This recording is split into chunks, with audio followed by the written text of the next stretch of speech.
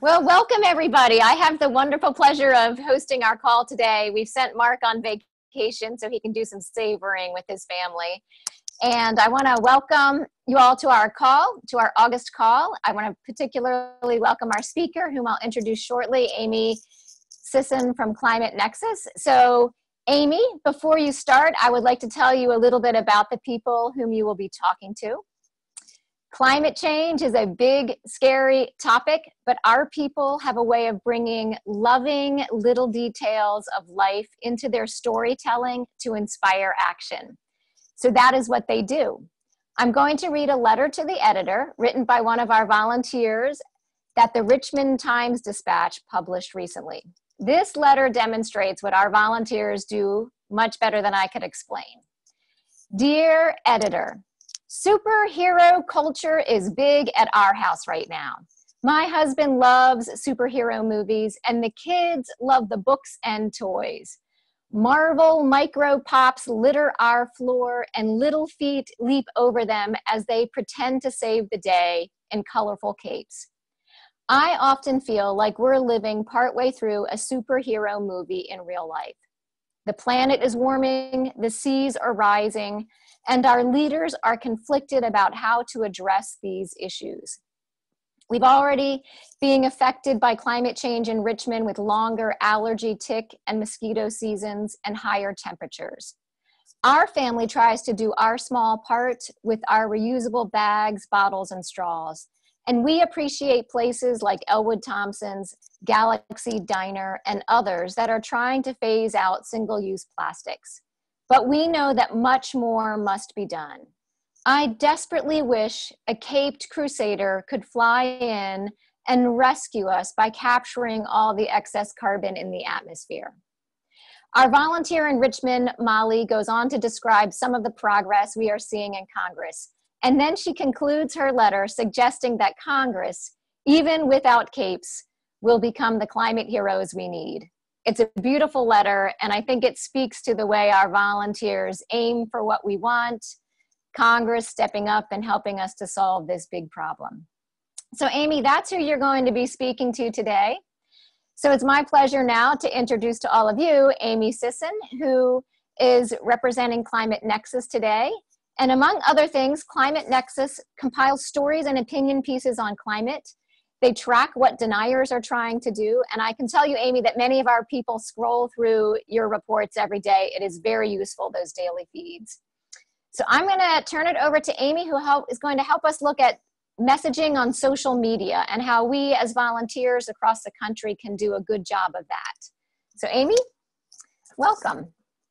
Hi, thank you so much for having me. I am so very impressed by the number of people on the line and from all of the different places around the country and internationally. So first of all, thank you so much for having me. I'm so impressed with the work that you all do. I'm so glad to be here. As Ellie mentioned, I'm the digital director at Climate Nexus. We're a communications nonprofit based in New York, and just like you guys, we are very, very concerned about what's going on and think that communicating to the public, to American audiences, and to influencers and decision makers is the best way to get action to happen. So I'm really here to tell you all a little bit more about how social media can play a role in the work that you all do. So I'm going to go ahead and share my screen and walk you through a presentation. And then please feel free at any time to pop in questions into the chat or just go ahead and interrupt me. I'm not sure if people have a way of raising their hands over the video phone, but please do, let me know. This isn't by any means comprehensive of everything social media related. I wouldn't have nearly enough time to fit that all on the call today. But I did try to pull together what I think would be most useful for you all in the work that you do. So first of all, I think the question that I'm really trying to answer for all of you is why social media? You all have such a great community already and are making huge strides in publishing LTEs and op-eds. So social media is just another tool in your toolbox. And I'm going to talk through how it can help build a community, create a conversation, and engage with influencers. So for all of you curious cats who are asking why social media is important, I like to start off with this slide just to illustrate what the potential reach is online. Forgive me, these stats are a little bit old, but 7.3 billion people in the world, roughly half have internet. 2/3 of those people are on some sort of social media. And right now, Facebook on its own, just one social media channel, has 1.5 billion people. So if you think about that and how the US has 300 million people in it, there are 5 times as many people as there are Americans that are using Facebook. In terms of the other social channels, Pew found that 6 in 10 Americans get their news from Twitter. And in this era where we are trying to educate people on, what the science actually says about climate change and not just opinions, and what the actual real news is as opposed to fake news, having a presence where we can spread real news on Twitter is really important. Instagram is, I think, such a great creative way to tell stories through images and videos that is more engaging and can capture people more emotionally than just, a text post or a news article. And then LinkedIn is a place to develop thought leadership and really become an expert online. And people have been using it, to promote blogs and really become, a leader in their given field. So that's a basic, what social media is, some of the different channels, how many people are available to be reached on those channels. And I'm sure many of you use some or all or one of these. But for today, I'm talking about how we can use social media to advocate for climate action. I want to talk to you all about how social media can help you build a community. As I watched everyone get introduced, it was so wonderful to see how many different communities and where you are across the country with 3 people or 5 people, being online just amplifies that and lets you reach so many more people in your neighborhood, in your extended social networks, and helps you discover who in your existing social network actually cares about the issues that you care about as well. So it goes both ways. Creating a conversation, I think, is the most important differentiator between social media and traditional media. It's social at the end of the day. You can post an article and have people reply to you. You can have people say yes or no, or have a conversation with them. And that's really the true benefit, I feel, of social media and how it makes it different from just blasting a press release out into the ether or, getting news on the TV. And then, because you all do lobbying work, I wanted to talk about how social media can help you engage with influencers. I'm sure we're all aware that in addition to everyday citizens like you and me, social media is a tool that's used by celebrities, elected officials. The president is infamous for his use of Twitter, as well as members of the media. So establishing a social media presence and being able to reach them across those channels is just another way that you can do your lobbying work. So that said, I'm going to go into building a community unless there's any questions so far. All right. As I was doing my research to put together this presentation, I saw that there are already so many Facebook pages for all of the different chapters of CCL across the country, which is amazing. And so I want to provide, because I know that you all are already doing the work of having a Facebook page and building your following on Facebook, I wanted to give you some tips on how to further build that community. One of some easy ways is make sure that you give everyone you're interacting with a good way to connect with you and your organization and your mission. So that means in the signature of your email, make sure that there's a Facebook link. When you are publishing an op-ed, Aimee Sison works for Climate Nexus. You can learn more about what they're doing. Follow them on Twitter, twitter.com/Climate Nexus.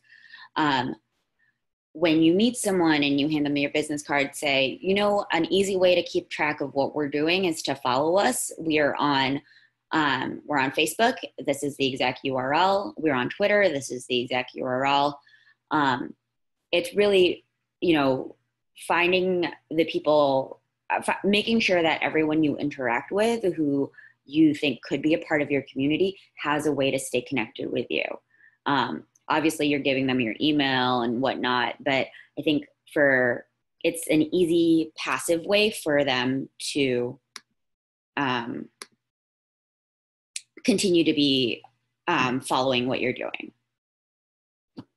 And then, so social media, as I said, you can find people that you aren't necessarily directly connected with. And this is more for channels that allow you to search by hashtag or whatnot, like Twitter and Instagram. But you can really connect with like-minded individuals, people who care about the same things that you all care about, by sharing content that uses hashtags strategically and looking for content that also uses the same hashtags.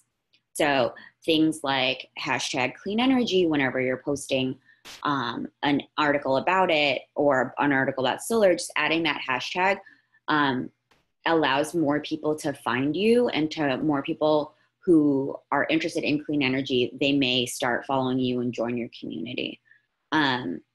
You can also leverage your existing followers and say, hey, share this post. Share this post with someone who you think should be a clean energy champion. And that's really just getting more people into your community, not just to have followers for followers' sake, but really focusing on quality rather than quantity. Sorry, I almost messed that up. So connecting with like-minded individuals to build your community. And then when you're starting to build a community, make sure that what you're posting is relevant and helpful to them. And a good guideline that I tell most organizations that I do these trainings with is this guideline, which is a misnomer because it's called the rule of thirds, where it should really just be a guideline of thirds, because you can't quite, it's not a hard and fast rule by any means.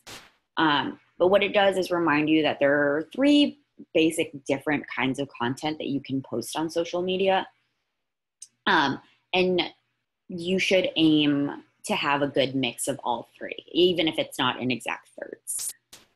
So the guideline of thirds, as I like to call it, means goes in first, second, and third person types of content.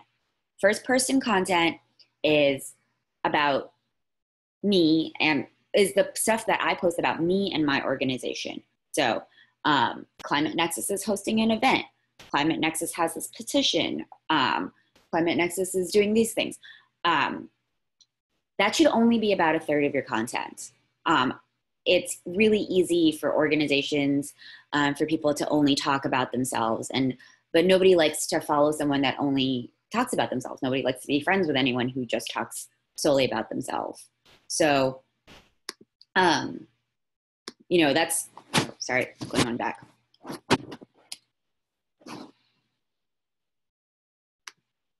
Nope. There you go. Sorry. So that's trying, keeping that first person content is important because you obviously want to tell people what you're doing, what you're up to, what's important to you, but, you know, limiting that to 1 in every 3 posts. Second person content is you, right? Who's, when you're speaking English, first person is I, second person is you. And that's really about engaging with your community. And we'll talk about that in the next section of creating a conversation. So we'll put a pin in that for now. Third person content is content from third parties. And that's interesting content that you see from other people. Mostly news falls into that category. Or blog posts from other organization, or interesting photos that you've seen from, you know, a National Geographic photographer that illustrates climate change in a compelling way. It's content about your issue and what's important to you and what's important to your followers, but not necessarily produced by you. So that's a very quick overview of that rule of thirds for type of content. But I think that's something good to keep in mind as you, you know, start a Facebook page or Twitter presence, and you're trying to figure out, you know, what kind of content should I put out? Should I just only, you know, our chapter is not doing anything this week, there's nothing to post. That's not true. There's always a ton of climate news. I'm sure you all, as Ali mentioned, get the Climate Nexus Hot News newsletter every morning. So there's a ton of climate news. There's always a lot of information out there. So the second person type of content, as I mentioned, is all about engagement. And that's really this whole section on creating a conversation. Creating a conversation really just reminds you that social media is called social media because it's social. It's not a place where you have your message and you just blast it out consistently, which you can do. But what's more interesting about social media is the fact that you can put your content out there and then people can reply to you. They can validate you by retweeting you or commenting or liking, or they can be a troll and respond to you in really unpleasant ways. What you want to do is to be able to create moments for your following so that they can engage with you, so they can have that conversation with you. So they're not just, you know, seeing your post on Facebook and scrolling right past it. Some easy ways to engage your audience are, you know, asking a question or setting up a poll. Both Facebook and Twitter have poll functions. And it's really a good way to get people talking and starting to think more deeply about, you know, what you're asking, or, you know, feel more involved in your mission. So, you know, how are you dealing with extreme heat this summer? If you're posting, you know, about the climate change links to extreme heat. Another easy way is to share other people's content. So that's retweeting or quote tweeting someone on Twitter, sharing a Facebook post from another account or another or one of your followers. Really, you know, putting in the work to look at what other people are saying, and, you know, being a good community member for them, and retweeting them or sharing their posts as a way to amplify what they're doing also, or, you know, validating that, you know, you agree. Encouraging your followers to participate. It's easy to post a news article and say, you know, oh, this is great news. But getting your followers to be more actively involved can just take a few nudges, like posting something with a caption like, you know, share if you agree this is great news, and then getting them to share your content that way. Also, you know, for both in-person events, such as a training like this, or for online events, like if you're doing a petition drive or a fundraising drive, creating a Facebook event page is a really good way to get your community involved, to see a specific thing you're doing. They might miss, a post if you're posting, like this event is happening. But if you have an event page, it's something that you can drive people to. You can send people, you can email people about an event and make sure that they RSVP on the event page. And that's just getting them more involved with what you're doing offline and online. So connecting those two worlds. I'm seeing that I'm getting chats, but I'm not quite sure how to. So Aimee, we'll pull out the chat questions for you towards the end, so you can go ahead and just wrap up finish your presentation, and we'll consolidate them for you. Okay, sorry, I'm getting I'm like, oh, there's alerts, but I'm hoping I'm not skipping over anything for anyone. No, you're fine. All right. So the last bit I want to talk about is engaging with influencers. And oh, hold on 1 second, sorry. As engaging with influencers, because I know that, grass tops outreach and lobbying are priorities for CCL overall.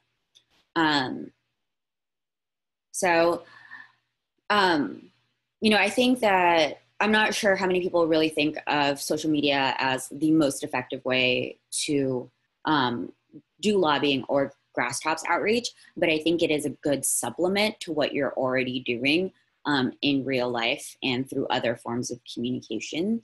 And it's helpful for really quick responses to things. So in terms of engaging with influencers, figure out who they are, first of all, because more likely than not, they are online.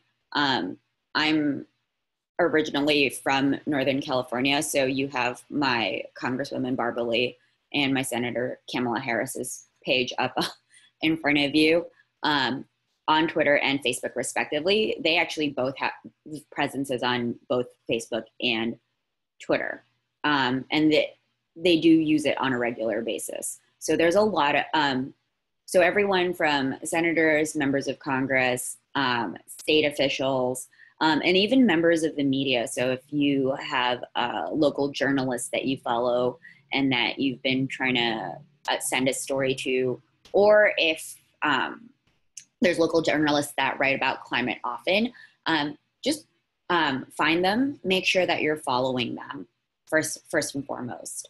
And then, when it's applicable and when you are, and to supplement, and I want to emphasize that this is supplementary to other work that you're doing. You can send them messages online. If you are hosting a lobby day and you're going to the state capitol, at messaging everyone that you're about to meet with, or posting, saying things like, oh, excited for our lobby day and to talk to at Rep. Barbara Lee about climate change issues. They have staff that check their social media as well as, their mail and their email. So just being out there and engaging with them. It's also really good to thank people for good work that they do. So when there's action that they support, or bills that they introduce, or anything that's positive, we want to make sure that we are publicly thanking them. And you can do that in other forms of communications, but it's quick and easy to get, a good number of people to, if you can send send a basic tweet that says, thank you at so-and-so for supporting XYZ, then, get your whole chapter to send that exact same tweet, and it might inspire them to continue doing that kind of work because they are getting public recognition on it on social media. And then, it might take a while for you to say, organize a petition or an action in response to something, but social media is a really quick way to say, yeah, this news just broke, absolutely unacceptable, and then at message, get your chapter, get a bunch of folks to send messages to a representative on their social media channel, really quick and easy, cut and paste, sent directly to them on social media, in the time that it would take to, circulate a petition and get a lot of people to sign up. So for really rapid response things, that's another way, or that's another time that, social media should come to mind as a way to engage with these influencers. So that covers, the three, why social media answers I had specifically for the work that you all do. There's a lot of text on this page, but I did want to leave general tips on how to manage a social media presence for all of you who are doing that for your chapters and for the and other organizations. I can run through them quickly, but definitely do read through them afterwards. I'll have the deck will get sent around. These are just basically quick tips on how best to manage a social media presence. So does anyone have any questions? I know I talked through a lot of stuff. I know there's a lot in there, but definitely please let me know. Awesome. Thank you, Aimee. Thank you so much. We're going to open it up for questions. Ricky's going to help us with that. First, though, I want to say this is terrific. I can really see how the way you guys approach your communication is very similar to the way we've been approaching our one-on-one relationship building. And when I heard you describe the first person, second person, and third person, that's almost like a CCL lobby meeting where we introduce ourselves and someone shares their personal story. Then we ask something of the person we're meeting with, the member of Congress or staff person. We do what we call motivational interviewing and pull out from them some of their thinking. And then when we bring those leader letters in, that's the third person. Well, wouldn't you like to know that this local person really wants you as a congressperson to lead on this? So it was just so beautiful to see our work mirroring in your work and just alignment there for sure. Yeah, that's so great. I love that. And I love that that's a structure that you all already use and are familiar with. So I think that should be, a pretty easy transition from those lobby meetings into managing a social media presence. Very good. All right, Ricky, can you give us some of the questions from the chat? Yeah, so I'm just summarizing a couple that have been chatted privately here. A lot of chapters, or a couple chapters, have asked about, what are some creative ways that you've seen that people, use a question or a poll to get people involved and to start that engagement piece that you talked about. And then the flip side of that is also, how do you handle the negative comments that you might get as well? So what are some strategies around those two things? Yeah, so there's a lot of creative ways I think that you can ask a question. And I think that something that I want to let everyone know, like to start off with, is that, when you're still starting off your community, the levels of engagement will be different. Sometimes you'll have people who follow you who are really enthusiastic to comment all the time. Or sometimes, just getting a like is a win in terms of engagement. So, judging based on what your experience is with how engaged your community is overall, starting them off with something small. Like this post if you are very concerned about the wildfires in California, or something to that effect. And then building, but if you have a more engaged audience that's willing to have the conversation with you, or submit to a poll, I think putting humor into it would be, is something that is fun and interesting that I've seen other organizations do. So, if you put a poll together on, what do you think is the most effective way to combat climate change, and putting in, which is a really open-ended answer, but, giving a poll of, getting people together to unite for action, setting a carbon price, building a time machine so we can turn back time and figure it out that way. getting creative with the responses that you put to open-ended questions in polls like that, I think is really fun and interesting and gives people,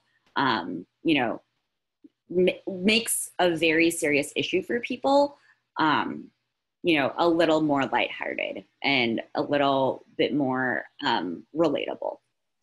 And in terms of engaging with negative people, I think there's two types of negative feedback that I've seen in the almost 4 years that I've been managing the Climate Nexus presence.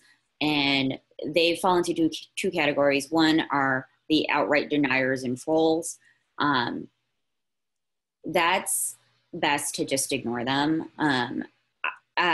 I didn't include it in this deck, but what I always do for at least Facebook is in the About section of the page, put community guidelines that say that basically give you the ability to say, on this Facebook page, we don't tolerate trolling behavior, we don't tolerate foul language or personal attacks.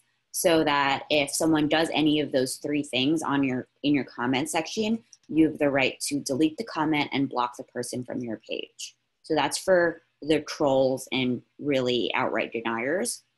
But there's there's a different group of people who I like to call skeptics, people who, sometimes people come in as skeptics and end up to just be trolls, so then you can delete them anyway. But sometimes people are really asking questions like, how do you know that this particular wildfire was caused by climate change? I like to look at those moments as teaching moments and replying to them and saying, here's a news article that covers that, or here's a resource from Climate Central or Climate Nexus or, or NASA that explains the link between climate change and wildfires. So I think figuring out what type of negative comment it is first, and if you see it as a teachable moment, then let's use it. Let's use it to turn that skeptic into an ally. And if you reply to them with additional education materials and they turn out to be trolls, then go ahead and delete the comments and block them. Oh, awesome.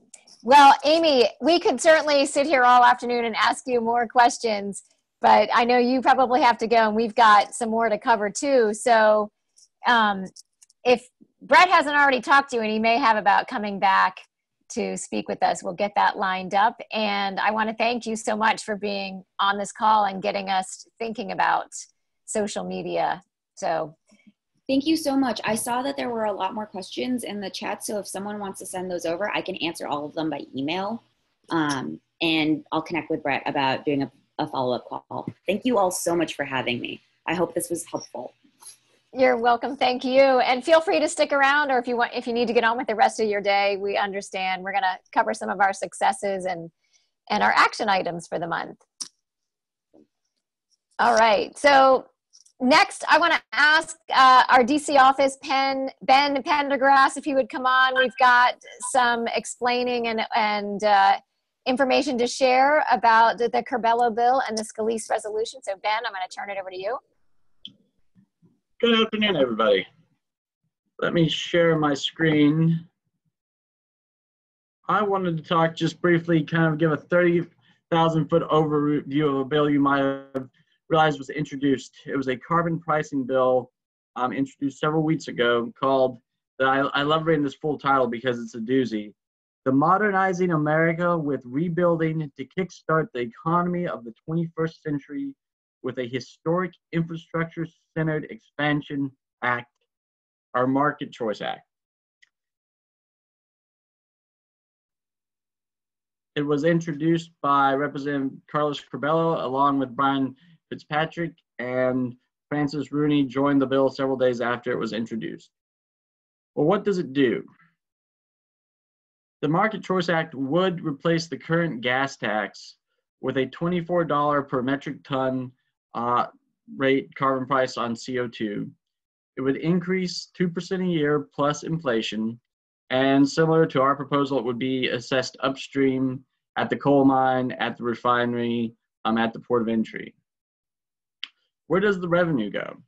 Well, 75% goes to something called the RISE Trust Fund, and 25% goes to the general fund. From the RISE Trust Fund, 70% would go to the Highway Trust Fund, 10% would go to states as block grants to help low-income households deal with increased fuel and energy costs. 5% would go to mitigation and adaptation projects, mostly for like coastal flooding and things like that. And the rest of the revenue would go to about 14 different programs, most of which are research and development things, funding for energy storage research, carbon capture, direct air capture, those sorts of programs. The bill also includes a border adjustment similar to our proposal. It would impose this on fossil fuels coming into the country as well as carbon-intensive products. Exporters would receive a rebate. It does place the price on CO2 equivalents such as methane and nitrous oxide. There are exemptions to the bill. It would provide refund credits for carbon capture and sequestration and the use of non-emitting fuels. It does include a rolling moratorium on new Clean Air Act regulations, so it would put a stop to anything like a clean power plan, so long as certain emissions targets are hit. And we've gotten a lot of questions. How do we respond to this? Well, first of all, this is a major stepping stone towards having a more robust discussion about carbon pricing. This is a carbon price, and Representative Corbella and Fitzpatrick and Rooney should certainly be praised for their courage in introducing this bill, because it is the first carbon pricing bill introduced by a Republican in over 10 years. That said, it is an infrastructure bill. It's not necessarily a climate bill. The best way to think about it is it's an infrastructure bill with positive emissions reductions, and we still believe it doesn't negate the need for a carbon fee and dividend bill to be introduced that has a more aggressive carbon price and returns that revenue in the form of dividend. But it does certainly add to the conversation, and those Republican representatives should get as much positive feedback as we can give them on taking this first step. And I can also say with great certainty that the space for them to introduce this bill would not exist if it wasn't for the work of all the CCL volunteers out there. You guys have created this space for them to start having this conversation about carbon pricing. Oh, let me share my screen.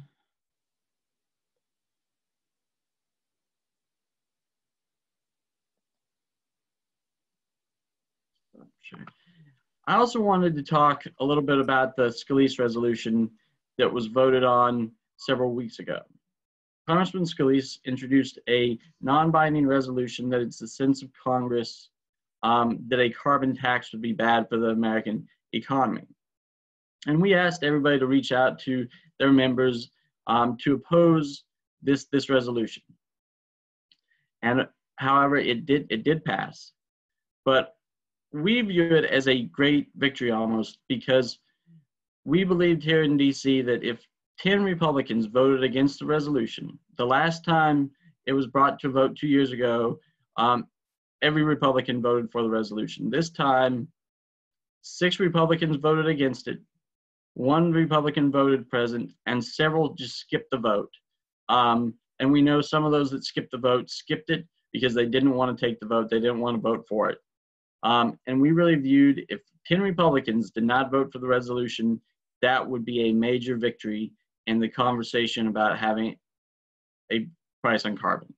I know it can be discouraging because it doesn't seem like a big number, but for the Scalise resolution to be an effective messaging tool for those that oppose action, it really needed to be unanimous support from one party.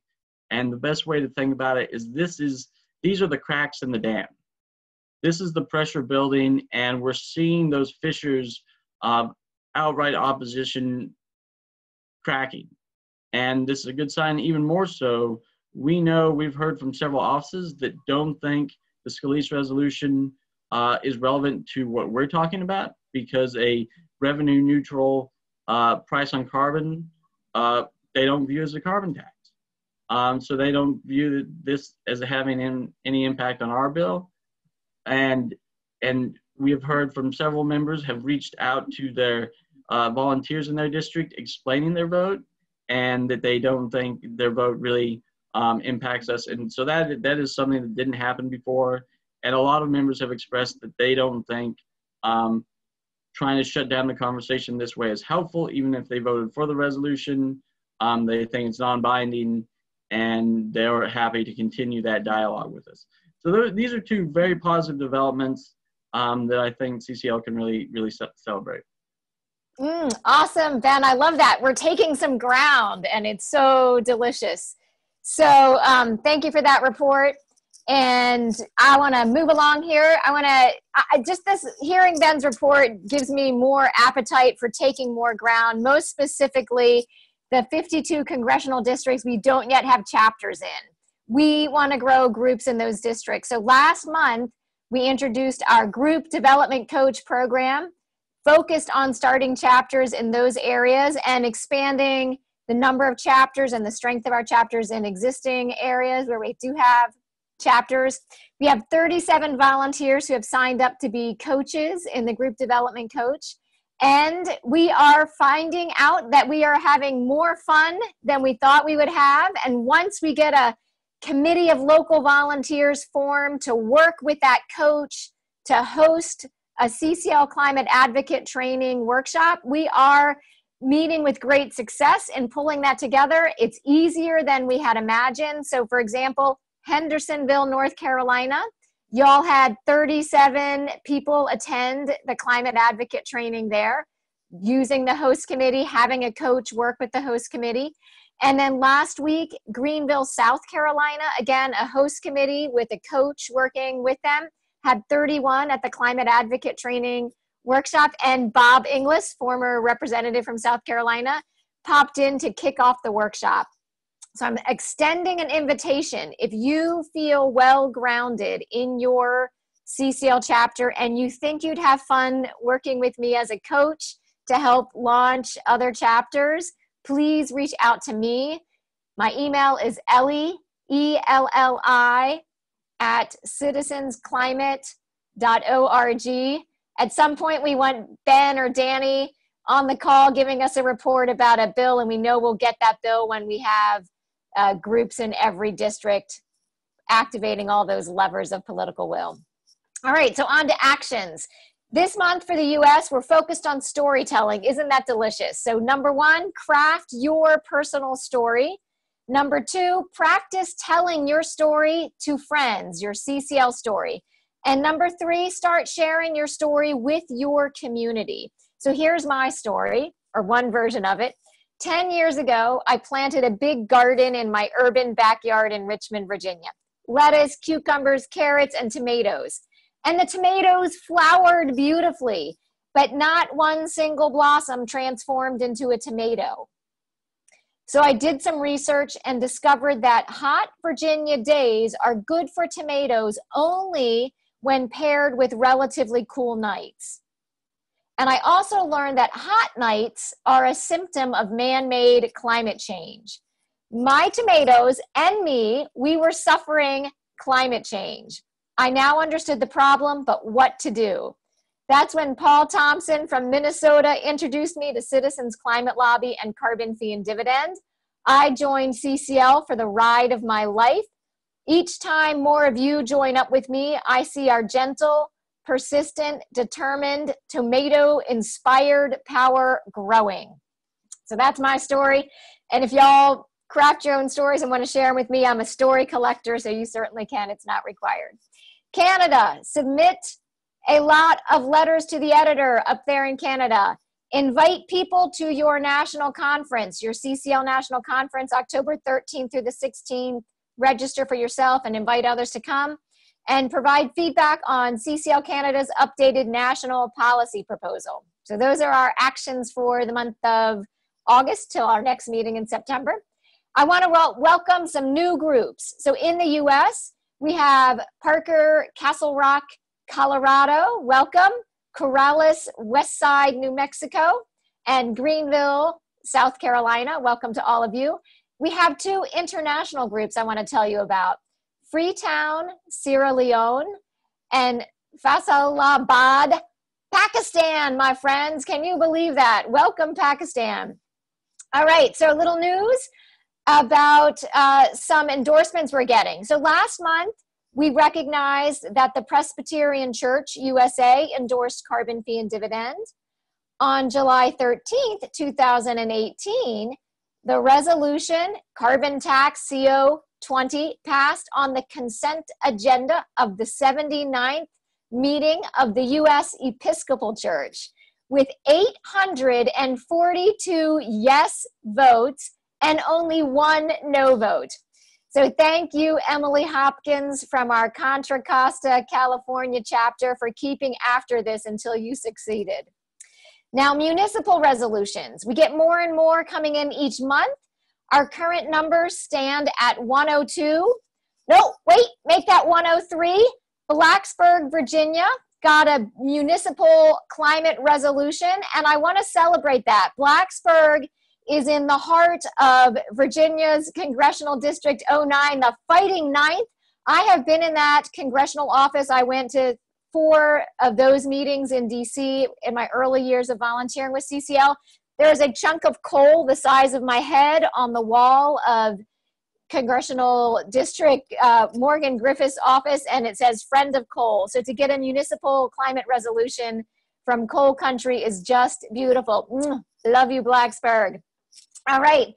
Now, in addition to over 100 municipal resolutions this year, we've already had 788 meetings with congressional offices and 1,808 letters to the editor. So that letter to the editor from Richmond, Virginia that I read at the beginning of the meeting has had 1,807 other friends getting published on other newspapers across the continent. So very nice work, friends. Very good work.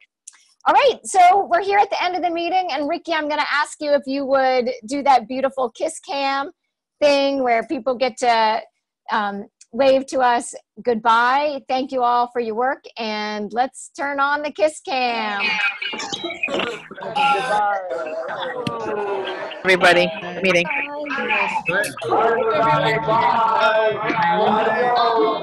Bye.